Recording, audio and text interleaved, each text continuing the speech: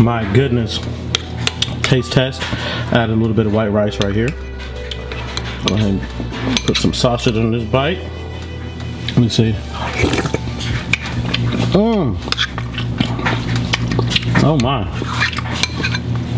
The habanero that I put, perfect. Nice little kick to it.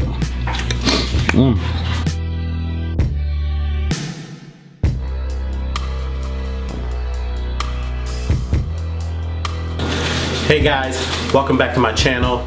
My name is Wolf, and I just want to first say thank you to everyone that's been subscribing, all my supporters, all the nice comments that you guys have been leaving me. It's making me want to do this more. So I thank you guys, and if this is your first time, I hope you enjoy this recipe. Today we're going to be making some seafood gumbo. Now, another disclaimer for those people in the comments. If you are from New Orleans, I don't want you in my comments telling me this is not how you do it. Everybody makes it the way they want to make it. Cooking is fun. You're able to take recipes and make your own rendition. So don't ever feel like that you are stuck to one recipe. And same goes for anything that I cook. You can change it up, add what you want. There's no such thing as having a set recipe for something. Yeah, some people might say it's not authentic, but it's authentic if you're making it from your heart. That's what I think. So today again, we're going to be making some seafood gumbo served with some steamed white rice. And let me go ahead and show you the ingredients that you're going to need. Alright guys, so these are all the ingredients you're going to need to make this seafood gumbo. It seems like a lot. I mean, it is a lot of ingredients, but don't let this scare you away from making this dish. You'll be able to make it dump and go, and you'll be able to cook it. So let's start off right here. We have beer. Don't make fun of me. This is the only beer I had in my fridge. I want to go buy a 6-pack. So I have some Michelob Ultra. You'll need some thyme, bay leaves. We have an onion, green onion, celery. We have green pepper and a yellow bell pepper. Creole Seasoning right here. Minced garlic, Worcestershire Sauce, chicken broth. We have some butter hiding back here. We have some flour. We're going to need parsley. And I got some Andouille sausage. Coarse crab legs. Big snow crab legs. I may or may not add this lobster tail. I'm thinking about it. We'll see throughout the dish if I want to add this, but some lobster tail I had in the freezer. And of course some shrimp. Save the shell of the shrimp because we're going to use it for our broth, and I'll show you what we're going to do with that. So again, this is all the ingredients that we're going to be using. Don't be scared. It's a lot, but you can do it. And another disclaimer, this is not one of those meals that you can just make like just throw together. This is one of those meals that you need some time. Make sure you have time and nobody's hungry, because you need to go ahead and extract all the flavors that you can from all these ingredients. So it's going to take just a little bit of time, but let's get back to it. Alright guys, so first things first, we're going to add some butter to a pan. Go ahead and add, this is what, 4 tablespoons of butter. 4 tablespoons of butter. Go ahead and get that start to melt. And remember, in the beginning I told you to save your shells. So this is where we're going to extract the seafood flavoring. I don't know if you can see it. Yes, here we go. So this is the shells. We're going to go ahead and butter them up in the pan. Go ahead and melt that butter with the shells.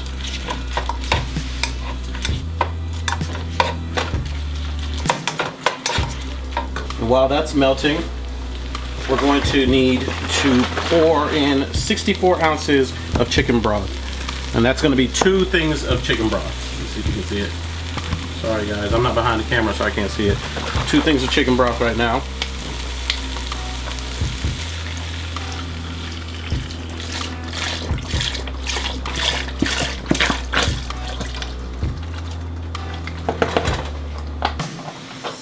And here's the second one. Always shake it. Don't ever forget to shake your chicken broth. There's always some residue in the bottom that you need for the chicken broth. Go ahead and pour that in there. Sorry if you hear a baby in the background. Ivory's back there sleeping, or trying to sleep. She's teething right now, so she's a bit fussy. All right, now we're going to stir this in and melt the butter in with the chicken broth and the shells. And once this melts down, we're going to go ahead and bring this to a boil, and I'll get back with you guys. All right, while the chicken broth and shell is getting to a boil, I'm going to go ahead and dice up my sausage. And you just dice it up to the size that you want, depending on how much you want inside the pot. I just like it, you know, kind of thin, kind of thick. Let's see here. Basically just dice this up, and we're going to go ahead and brown the sausages. So this is about the thickness that I have. I'm going to go ahead and use a whole thing of sausage. I'll mash this out real quick. And, did you guys wash your hands today? Hope you did. Every time you went out or you touched something, hope you guys washed your hands. I know I did. Alright, this is all sliced up. Alright, I have my sausages sliced up, ready to go. I'll go ahead and get the pan that's going to brown the sausages. Alright, our broth is boiling. So now what we're going to do is cover this up, put down the fire down to low, and go ahead and let it simmer for 15 minutes. And you'll go ahead and take it off the fire in 15 minutes. Now the chicken broth is simmering right now. I'll go ahead and put this in medium-high heat. Go ahead and bring this up to medium-high heat and go ahead and start to brown my sausage. This step is fairly easy. You'll just set this in here, and you don't need any oil. These sausages are going to extract their own oils, so you don't need to oil the pan, especially if you have a good pan like this one. So I'll go ahead and throw this in here, and I'll get me a wooden spoon, and I'll go ahead and start mixing this up. And I'll show you how it looks when it starts to brown. Alright, as you can see, the sausage is getting its color. Looking real nice. We're still going to leave it here for another 5 to 6 minutes to go ahead and make sure that both sides are covered nicely. Alright, now that our timer just went off for our chicken broth, we're going to go ahead and turn this off. And just go ahead and leave it aside, let that sit in there, and I'll show you what you're going to do with it after. So right here for my sausage, it's looking pretty good. So I am going to go ahead and take this out, pull it aside. Let me see. Let's give it 60 seconds. 60 seconds, I'm going to take this out. Alright, sausage is pretty much done, so I'll go ahead and pull this out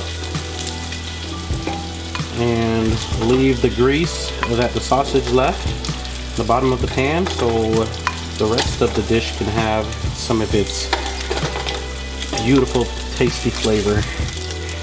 Go ahead and pull this out. I'm trying to leave some of that oil in there.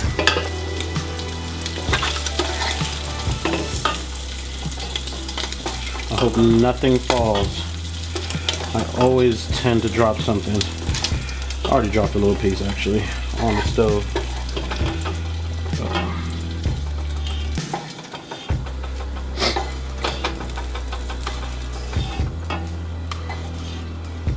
Alright, we're going to go ahead and put this aside. Next step is to, while the pot is on medium-high heat, we're going to add a 1/2 cup of oil. I am using canola oil, but you can use vegetable oil if you have that. So I'll add the oil in there. And then I'm going to add another 4 tablespoons of butter. Go ahead and melt that in there.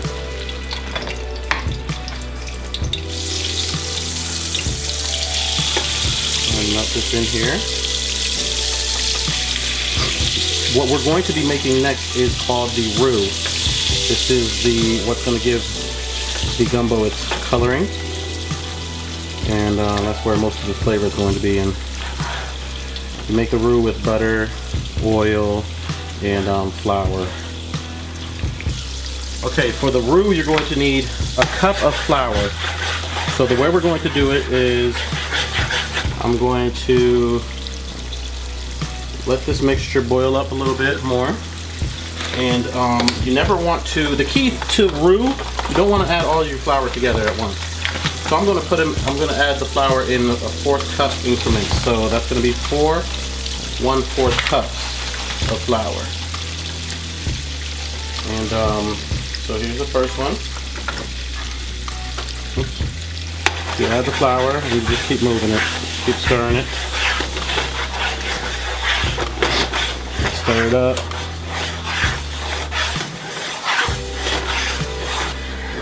Here's the second 1/4 cup of flour. The key is keep stirring it, keep stirring it. I'm going to get Stephanie to stir this while I am putting the last 2. There you go. Stirring it.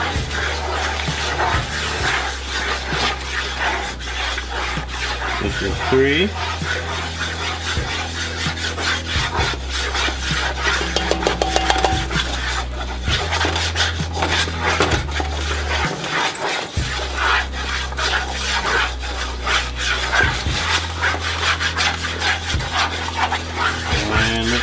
This is 4.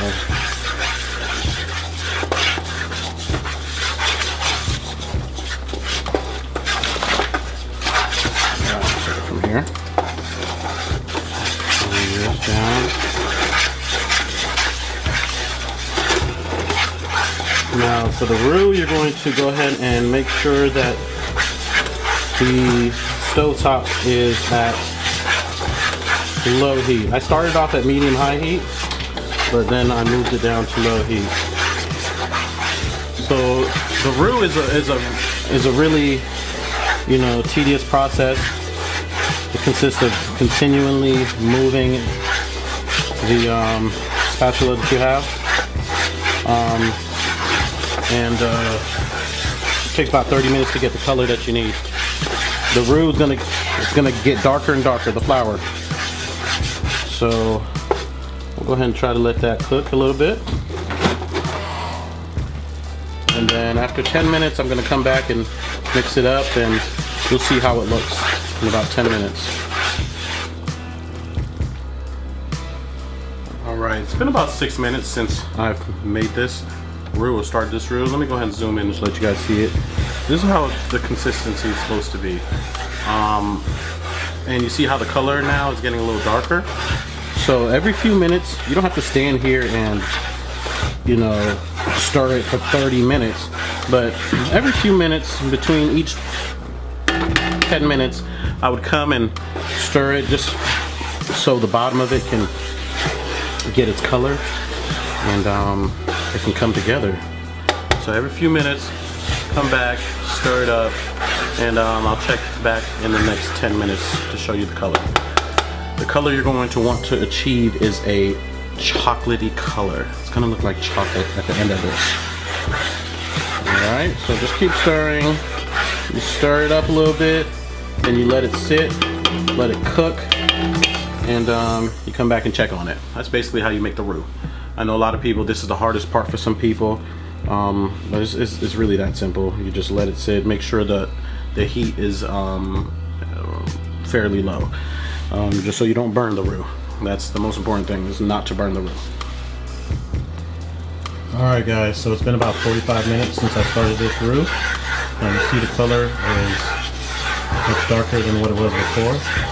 However, we're still trying to get a chocolatey color to it. So I'm going to give it a few more minutes. We'll check in another 30 minutes and see if we can get the color that we want. I'll be right back, guys. Alright guys, as you can tell, the roux right now is looking like chocolate. So that's when you know it's ready to go ahead and put the next ingredient, which is going to be, we're going to go ahead and put our onions in there. Alright, let's put the onions in there. Let that cook. Let the onions cook for about 5 minutes before you add the other vegetables. So 5 minutes, we're going to let that cook 5 minutes, and we're going to add the other vegetables.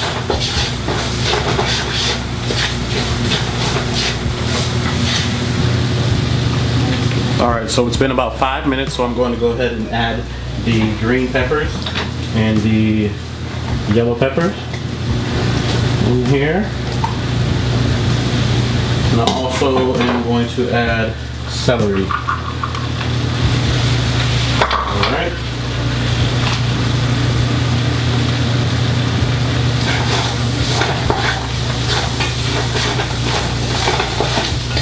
Go ahead and give it a stir.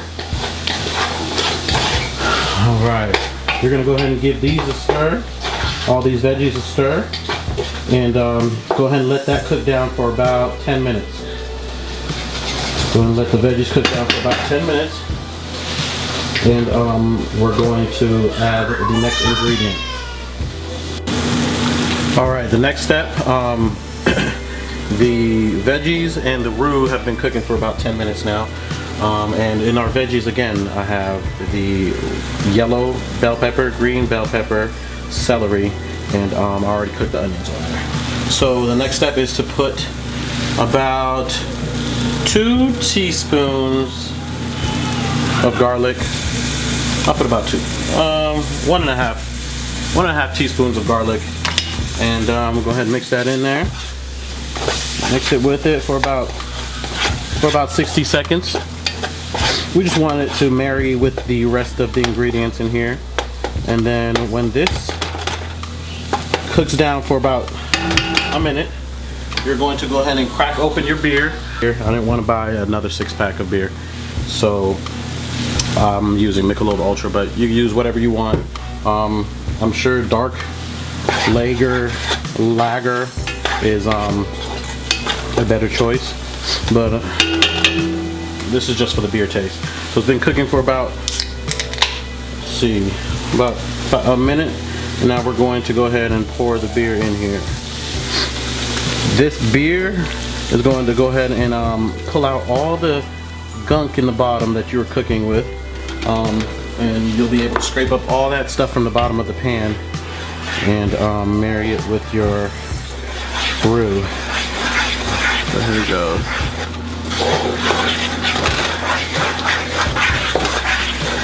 Alright, go ahead and stir that in there. Alright, the next step is to go ahead and get a strainer. I'm going to go ahead and put a strainer on here. And remember that broth that we made with the skin or the shells, go ahead and drain it in there. So we go ahead and let that drain in there. All that flavor is now inside that broth. Alright, so we're really going to have that seafood taste to it. Go ahead and drain this out, and then I'm going to go ahead and mix the broth with the roux together. Alright, so we'll go ahead and mix everything together. Go ahead and let that break down. So the hard part is over with, guys. If you got to this step without burning anything, you are good to go. The rest of it is real easy. So we're going to go ahead and let this marry together for about another 5-10 minutes, and I'll go ahead and start adding the dry ingredients, or the rest of the ingredients rather. And stir that in there. Smelling real good. Alright, the next step is to go ahead and add your Cajun seasoning. It's about 1 tablespoon of Cajun seasoning. And also 1 teaspoon of thyme. So we have about a teaspoon of thyme. And we're also going to add our Worcestershire sauce. So about a teaspoon. Go ahead and use the cap. A teaspoon of Worcestershire sauce. Now we can stir that in there. Make sure the flavors can marry with each other. It smells so good already, guys. Check it out. You already know I have to do my taste test and make sure it has enough seasoning, and it doesn't. Alright. So I'm going to go add more Cajun seasoning. And also about 3 bay leaves in there. And stir this up. And you season to taste, guys. The rest of this basically is yours. Everything, if you see measurements in terms of when it comes to like dry seasoning or whatever, those are approximate. It's all about your palate.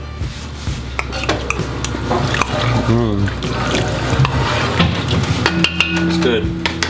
It's good. It's getting there. All right, I'm gonna go ahead and let that cook up for a minute, and then I'll come with the next step. All right, so this has been cooking for about, I don't know, 10 minutes. So I'm going to go ahead and add my sausage in there. Of course, you always got to steal one. I'll add my sausage in there. Make sure all those juices come out. We want everything. Everything from this. So we'll go ahead and mix this up. So here. You know, I'm on Instagram as well. I want my Instagram followers to see this.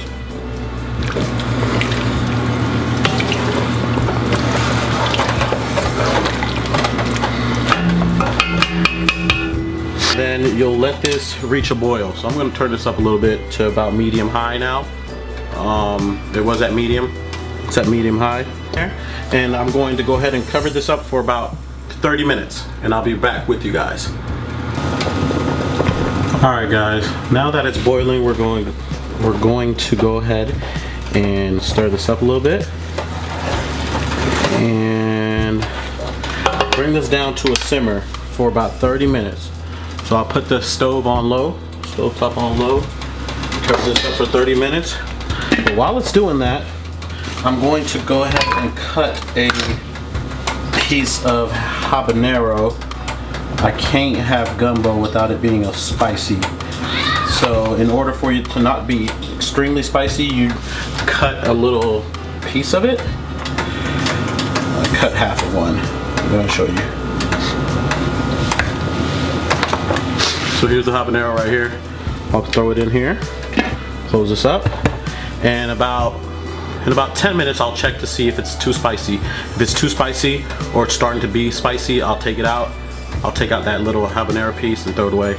And if it's not, I'll just leave it in there and let it do its thing. But one more thing. I want to go ahead and give it one more taste test to make sure I have plenty of seasoning in here. That's the key. Use your mouth.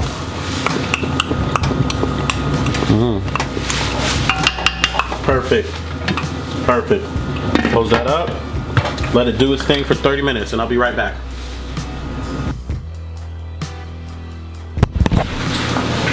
Alright guys, so this has been marinating for about 30 minutes, about 45 minutes actually. So when it gets looking like this, you can go ahead and pull out your bay leaves. So you put 3 of them. So here's one. Find it. 2. Just look at that. Look how many. Look at the flavor on here. Oh, looks so good. I'm trying to find that 3rd one, guys. Oh, here it is. I saw it. There it goes. 3. All right. All right. The next step is to go ahead and add the green onions that you chopped up. And also, we're going to add some parsley in there. Go ahead and give that a stir. Once that starts cooking, next step is going ahead to add your shrimp. Now this is a bunch of shrimp. Let me see, this is probably about 5 pounds of shrimp. Let me just make it about 4 pounds of shrimp for now. See how this is. Mix that up. I think we could take a couple more. Why not? Just make it all. It's gonna be great.